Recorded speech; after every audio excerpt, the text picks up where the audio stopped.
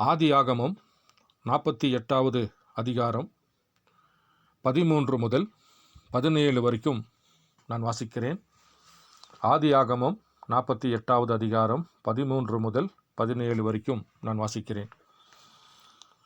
பின்பு யோசேப்பு அவ்விருவரையும் கொண்டு வந்து எப்ராஹிம் தன் வலது கையினாலே இஸ்ரவேலின் இடது கைக்கு நேராகவும் மனாசேயே தன் இடது கையினாலே இஸ்ரவேலின் வலது கைக்கும் நேராகவும் விட்டான்.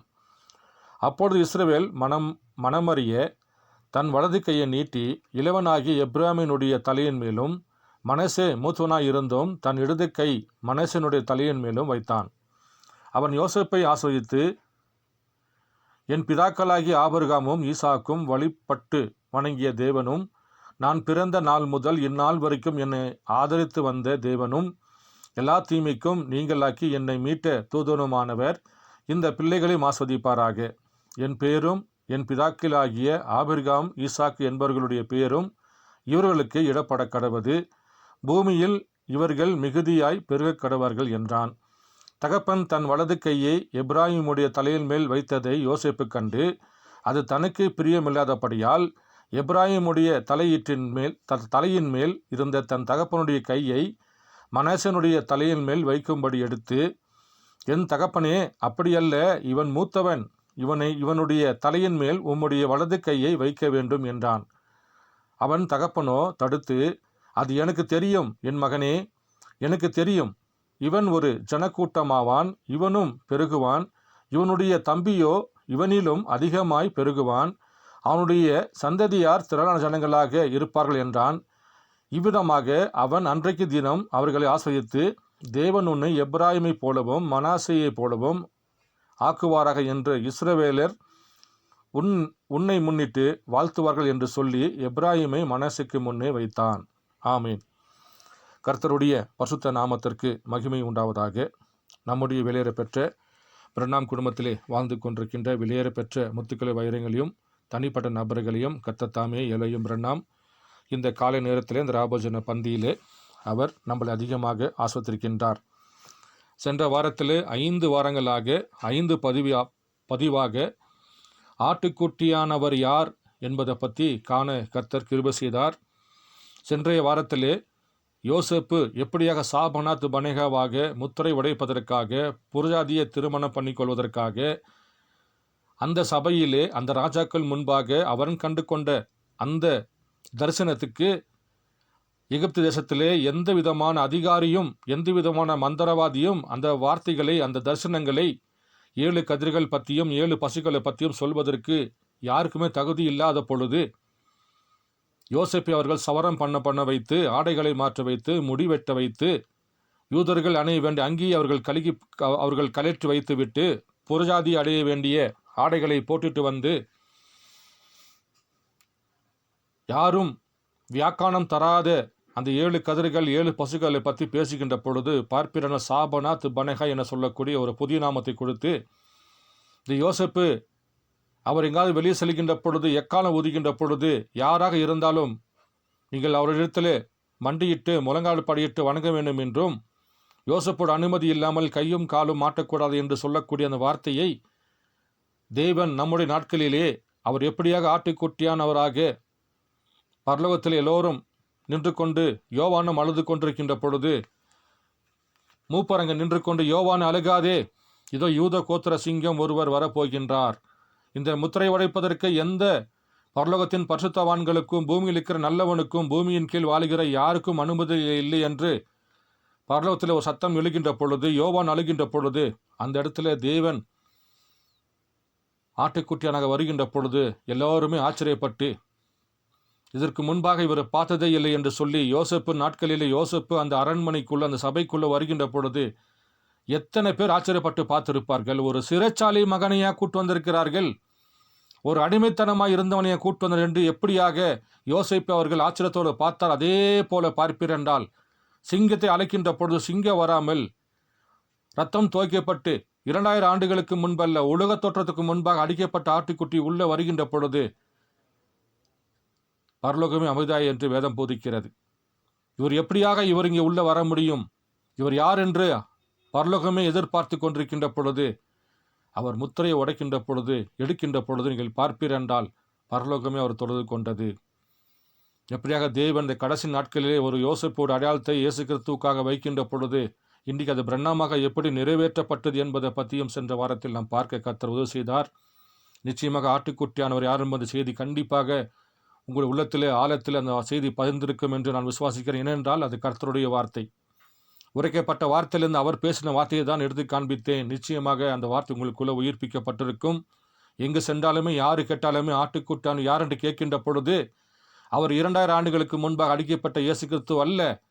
அவர் உலகத் தோற்றத்துக்கு முன்பாக அடிக்கப்பட்ட ஆட்டுக்குட்டியானவர் தான் இயேசு கிறிஸ்துவாக வெளிப்பட்டார் என்று தெளிவாக புரிந்து கொள்ளும்படியாக நீங்கள் ஒரு சகோதரனுக்கோ சகோதரிக்கோ கேள்வி கேட்கின்ற பொழுது பதில் சொல்ல தேவன் உங்களை அங்கே தகுதிப்படுத்தி ஆஸ்வதிப்பாராக.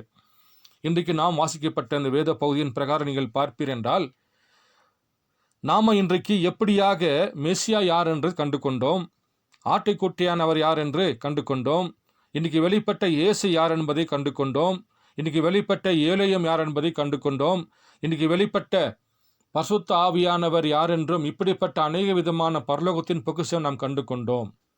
அப்படி என்றால் தேவன் நமக்கு மாத்திரம் எப்படி இப்படிப்பட்ட கிருபை செய்கின்றார்?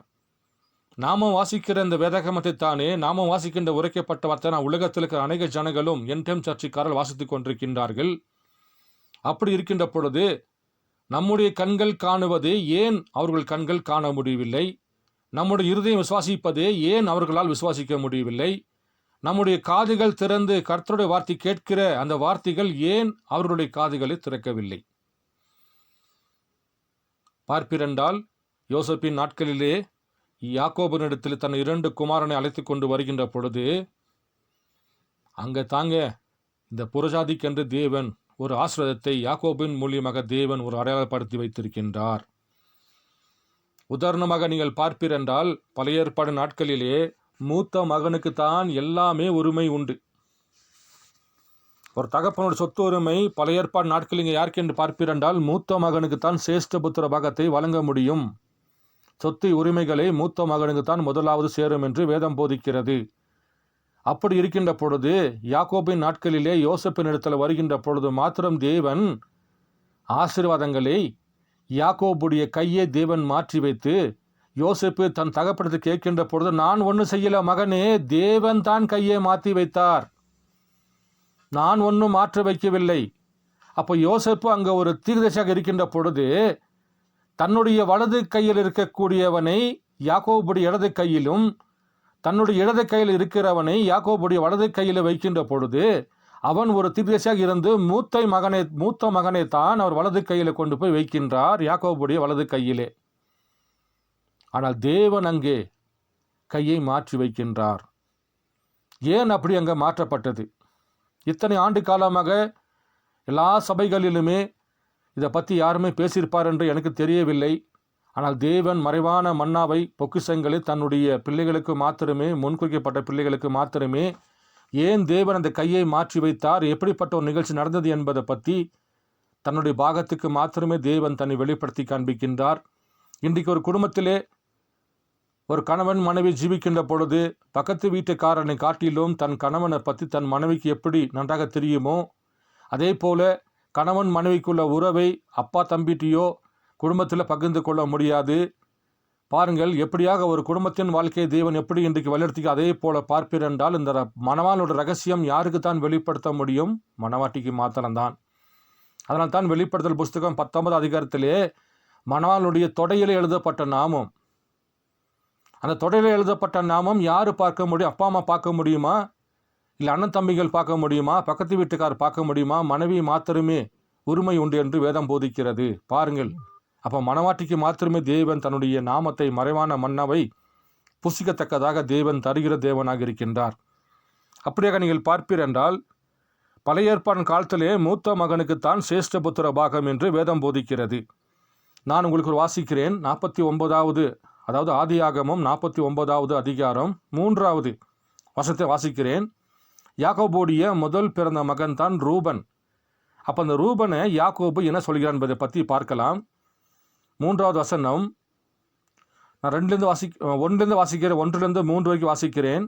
ஆதியாகமம் 49வது அதிகாரம் 1 முதல் 3 வரைக்கும் வாசிக்கிறேன். யாக்கோபு தன் குமாரரை அழைத்து, நீங்கள் கூடி வாருங்கள், கடைசி நாட்களில் உங்களுக்கு நேரிடும் காரியங்களை அறிவிப்பேன். யாக்கோபின் குமாரரே, கூடி வந்து கேளுங்கள், உங்கள் தகப்பனாகிய இஸ்ரவேலுக்கு செவி கொடுங்கள். ரூபனே, நீ என் சேஷ்ட புத்திரன், நீ என் சத்தமும் என் முதற் பலனுமானவன். நீ மேன்மையில் பிரதானமும் வல்லமையில் விசேஷமானவன். பார்ப்பினால் ரூபன் தான் முதலாவது மகனாக யாக்கோபுக்கு இருந்தான். அவனுக்கு தான் சேஷ்ட புத்திர பாகத்தை தேவன் தருவதாக இது பழைய ஏற்பாட்டினுடைய காரியங்களாக இருந்தது. இதே தேவன் பாருங்கள், யாத்திராகமும் 34வது அதிகாரம் 18, 19 நான் வாசிக்கிறேன்.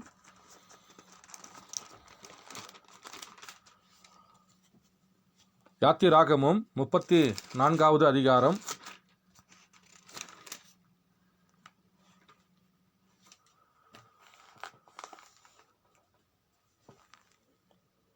34ஆம் அதிகாரம் 18, 19 நான் கொஞ்சம் வாசிக்கிறேன். புளிப்பில்லா அப்ப பண்டிகையை நீங்கள் கைக்கொண்டு நான் உங்களுக்கு கட்டளையிட்டபடியே ஆபிப் மாதத்தில் குறித்த காலத்தில் 7 நாள் புளிப்பில்லா அப்பம் புசிக்க கடுவீர்கள். ஆபிப் மாதத்திலே எகிப்திலிருந்து புறப்பட்டாயே. கர்ப்பந்தரிந்த பிறக்கிற யாவும் உன் ஆடு மாடுகளின் தலையீற்றான ஆண்கள் யாவும் என்னுடையவைகள். பாருங்கள், கர்ப்பம் திறந்து பிறக்கிற ஒரு மனிதனாகட்டும் அல்லது மிருகமாகட்டும் மாடுகளாகட்டும் நீங்கள் பார்ப்பீரென்றால் அது தேவனுக்கு உரியது என்று இந்த வேதம் போதிக்கிறது. பாருங்கள், அதே யாத்திராகமத்திலேயே 13வது அதிகாரம், அதிலையும் கொஞ்சம் நான் வாசித்து காண்பிக்கிறேன். யாத்திராகமும் 13வது அதிகாரம் 12 மற்றும் 13 நான் கொஞ்சம் வாசித்து காண்பிக்கிறேன்.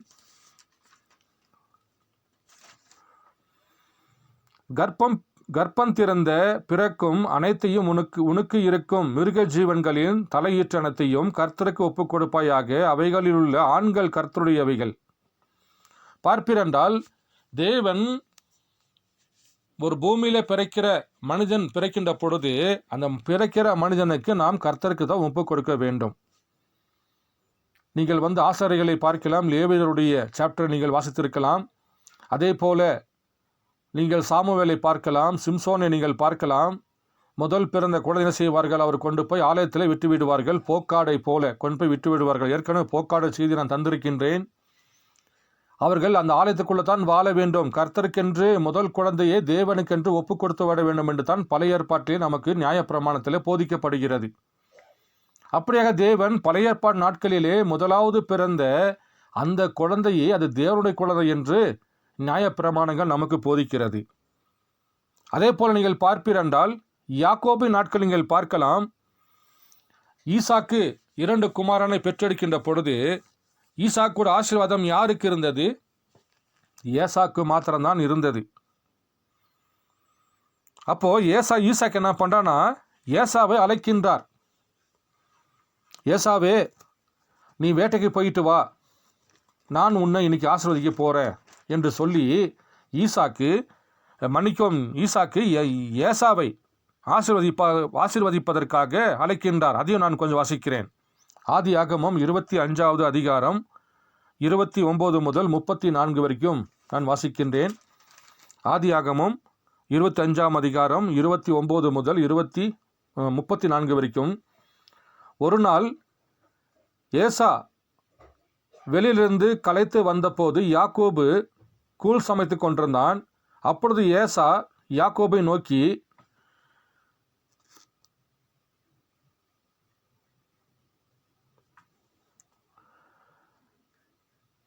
அந்த சிவப்பான கூழிலே நான் சாப்பிட கொஞ்சம் தா, இளைத்திருக்கிறேன் என்றான். இதனால் அவனுக்கு ஏதோ என்கின்ற பேர் உண்டாயிற்று. அப்பொழுது யாக்கோபு, உன் சேஷ்ட புத்திர பாகத்தை இன்று எனக்கு விற்று போடு என்றான். பாருங்கள், அப்போ யாக்கோபு அவனிடத்தை கேட்பதற்கு முன்பாக இந்த சேஷ்ட புத்திர பாகம் யாருக்கிட்ட இருந்தது? பார்ப்பீரென்றால் ஏசாக்கு தான் இருந்தது. அப்போ யாக்கோபு கர்த்தருடைய வழிமுறைகளையும் ஆசீர்வாதங்களையும் பற்றியும் நன்றாக தெரிந்திருந்தான். ஆனால் ஏசாவோ கர்த்தருடைய வார்த்தைகளையும் ஆசீர்வாதங்களை பற்றியும் தெரியாதவனாக இருந்தான். அந்த சேஷ்டபுத்திர பாகம் என்றால் என்ன என்ற கூட அறியாத ஒரு மகனாய் ஏசா இருந்தான். அதனாலே அந்த சேஷ்டபுத்திர பாகத்தை அவன் விற்பதற்காக அவன் அங்கே துணிகின்றான். அப்பொழுது யாக்கோபு, உன் சேஷ்டபுத்திர பாகத்தை இன்று எனக்கு விற்று போடு என்றான். அதற்கு ஏசா, இதோ நான் சாக போகிறேனே, இந்த சேஷ்டபுத்திர பாகம் எனக்கு என்னத்திற்கு என்றான். பாருங்கள், அந்த சேஷ்டபுத்திர பாகத்துடைய மகிமையை அவன் தெரியாது இருப்பதனாலே அவன் விற்று போடுகின்றான். நான் சாக போகிறேன், இந்த சேஷ்டபுத்திர பாகம் எனக்கு என்ன செய்ய போகிறது என்று ஒரு கூடுக்காக பாருங்கள் அவன் அங்கே விற்கின்றான். அப்பொழுது யாக்கோபு, இன்று எனக்கு ஆணையிட்டு கொடு என்றான். அவன் யாக்கோபுக்கு ஆணையிட்டு தன் சேஷ்டபுத்திர பாகத்தை அவனுக்கு விற்று போட்டான். அப்பொழுது யாக்கோபு ஏசாவுக்கு அப்பத்தையும் பயனற்ற கூலியும் கொடுத்தான். அவன் புசித்து குடித்து எழுந்திருந்து போய்விட்டான். இப்படி ஏசா தன் சேஷ்டபுத்திர பாகத்தை அலட்சியம் பண்ணினான். பாருங்கள், இதே தாங்க இன்னைக்கு இஸ்ரேல் ஜனங்களும் பண்ணிட்டாங்க. இன்னைக்கு ஒரு போதகருடைய பசங்க ஏன் இன்னைக்கு தைரியமா இருக்கிறாங்க? பழைய ஏற்பாடு நாட்களிலே ஏலியோட பசங்க எதற்காக தேவனுக்கு விரோதமா நின்னாங்க?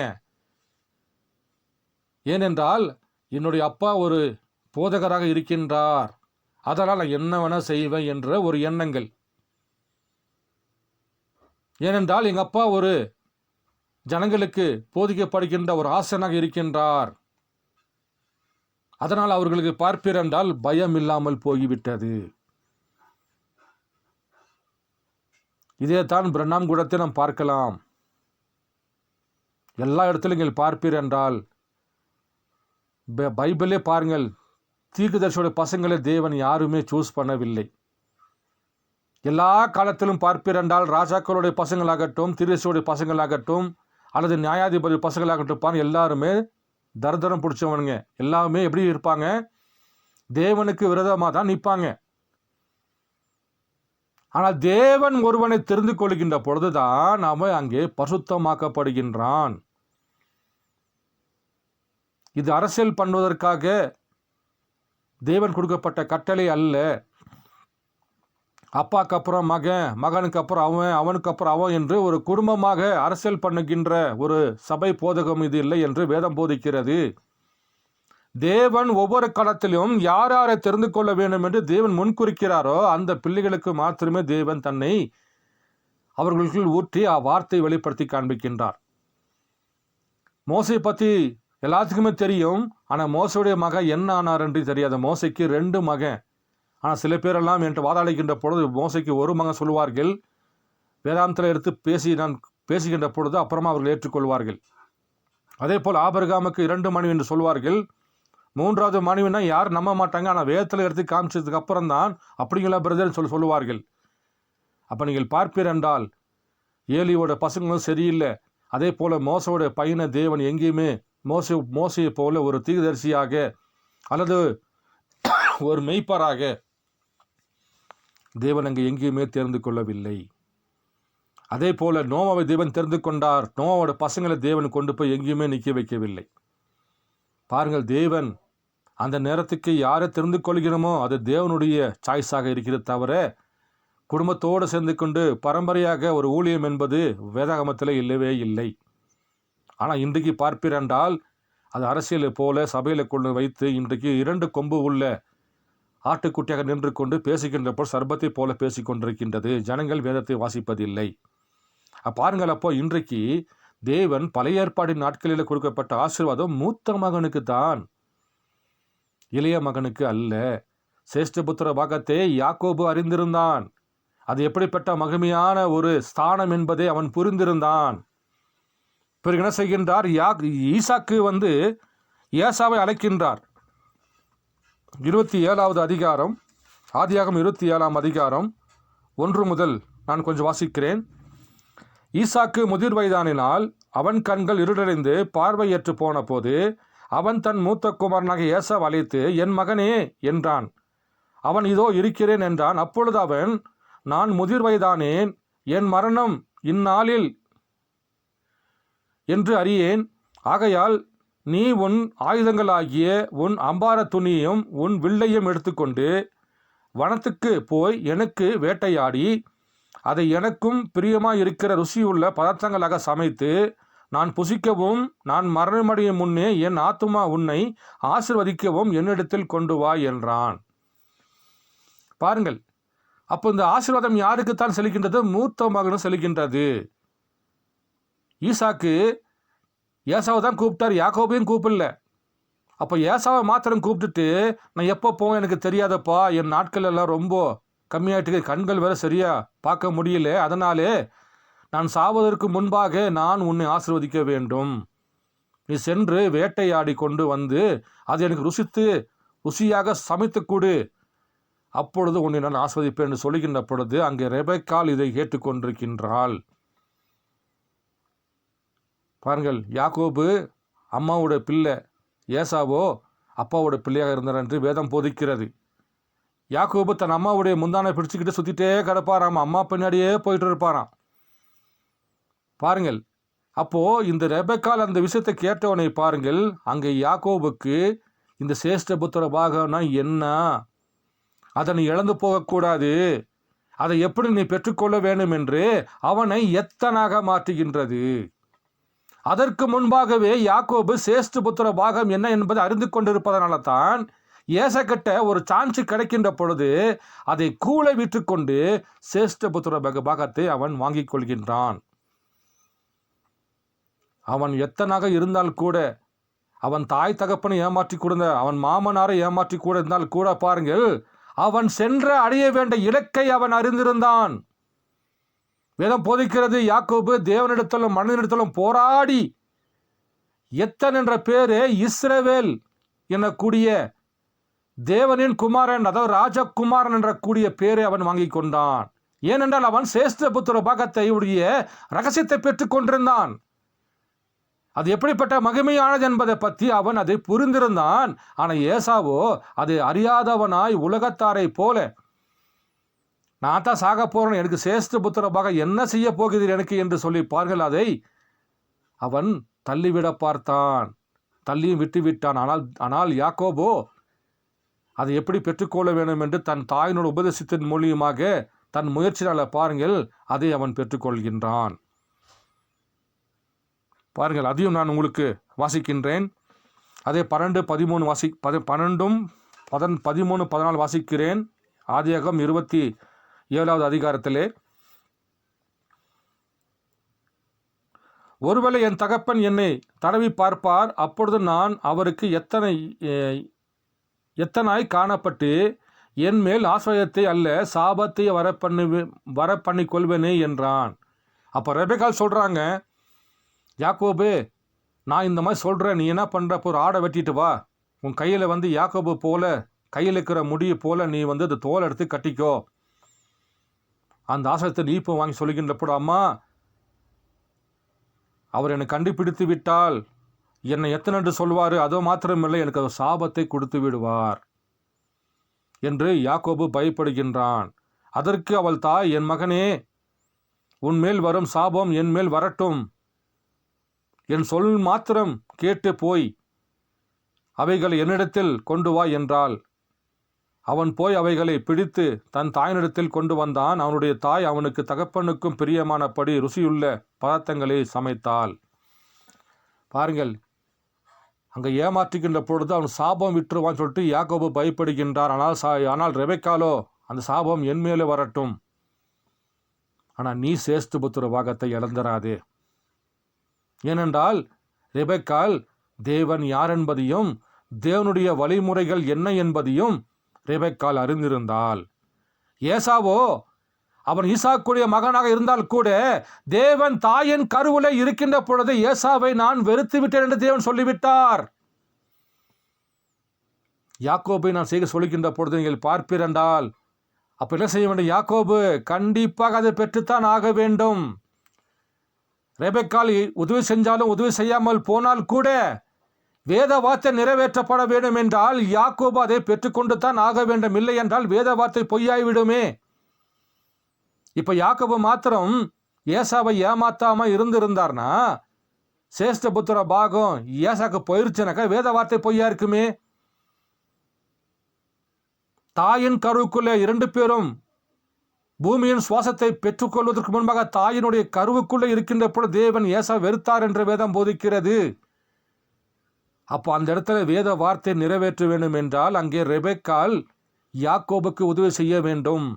ரெபெக்காலும் யாக்கோபும் சேர்ந்து ஏசாவுடைய கண்களை மறைக்கப்பட்டால்தான் சேஷ்டபுத்திர பாகத்தை யாக்கோபு பெற்றுக்கொள்ள முடியும். இது தேவனுடைய திட்டமாக இருக்கிறது. அது எந்த மனிதனாலும் தவறென்று சொல்வதற்கு அது வாய்ப்பே கிடையாது. தேவனுடைய திட்டமாக இருந்தது. அதே போலத்தாங்க அதே யாக்கோபு என்ன செய்கின்றார்? யோசேப்பினிடத்தில் வருகின்ற பொழுது யோசேப்பு பாடுகள் பட்டு மரித்து உயிர்த்தெழுந்து சாபனாத்து பனேகாவாக முத்திரை உடைச்சு புரஜாதிக்குள்ளிருந்து 2 மகனை பெற்றெடுத்து வருகின்ற பொழுது மூத்த மகனை கொண்டு வந்து யாக்கோபுடைய வலது கரத்தில் வைக்கின்றார். இளைய மகனை கொண்டு வந்து யாக்கோபுடைய இடது கரத்தில் வைக்கின்றார். அந்த இடத்துல தேவன் பார்ப்பிரண்டால் யாக்கோபுடைய கையை மாற்றி வைக்கின்றார். அது தேவன் போட்ட திட்டங்க. அது யாராலுமே மாற்ற முடியாது. அப்போ யோசேப்பு கேட்கிறாரு, என் தகப்பனே இது சரியல்ல, இது எனக்கு பிடிக்கல. மூத்த மகனுக்கு நீங்கள் ஆசிர்வதிக்க வேண்டியதை ஏன் செய்யவில்லை? என் மகனே, எனக்கு நன்றாக அது தெரியும். நான் ஒண்ணுமே செய்யலப்பா, தேவன் தாப்பா அதை மாற்றி போட்டுட்டார். எதற்காக மாற்றினார்?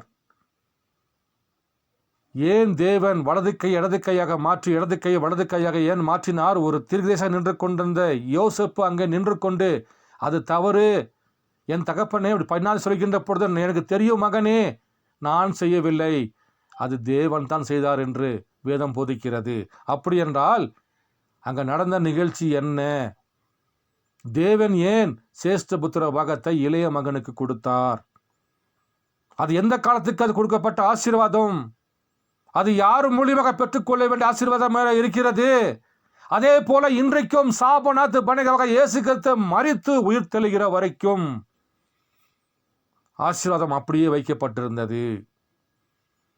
இயேசு கிறிஸ்து பூமிக்கு வந்து மரித்து உயிர் தெழுந்து புறஜாதிக்கென்று வருகின்ற பொழுது பார்ப்பீர் என்றால் தேவன் அன்றைக்கு இருந்த யோசேப்பு ஒரு கிறிஸ்து அடையாளமாக, சாபனாத்து பனேகா ஒரு பிரண்ணாம அடையாளமாக நின்று கொண்டு யோசேப்பின் மூலியமாக பெற்றெடுக்கப்பட்ட 2 மணவாட்டி ஆகிய மகன்களை வைக்கின்ற பொழுது தேவன் இன்றைக்கு வலது கால் சமுத்திரத்தின் மேலும் இடது கால் பூமி மேலே வைத்துக் கொண்டு 2 மணவாட்டிகளையும் 2 ஜனங்களையும் தேவன் மீட்டுக்கொள்ள வந்தார்.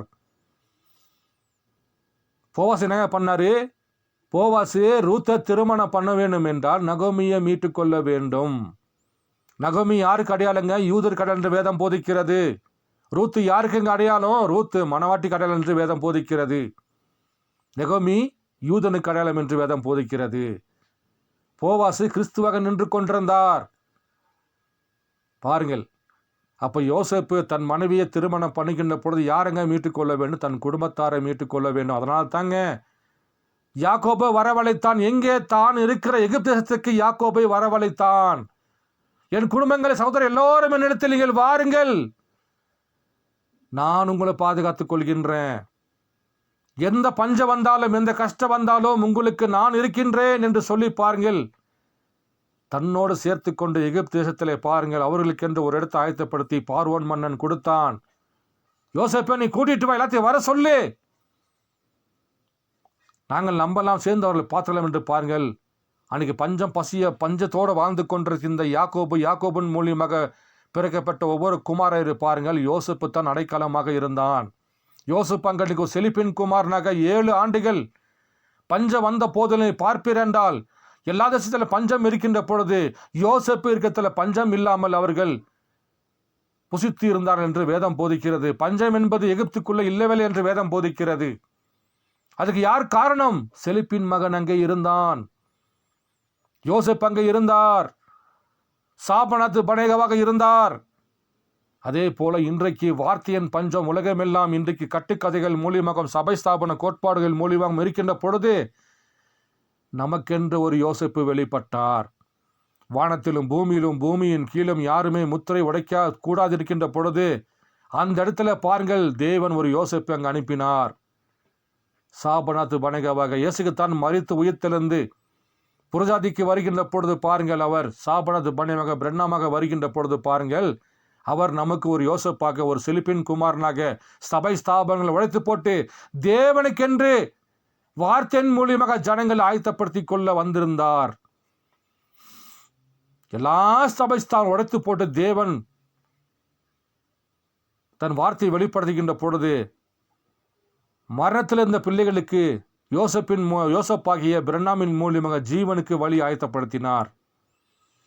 சபை ஸ்தாபனம் கோட்டை உடைத்து போட்டார்.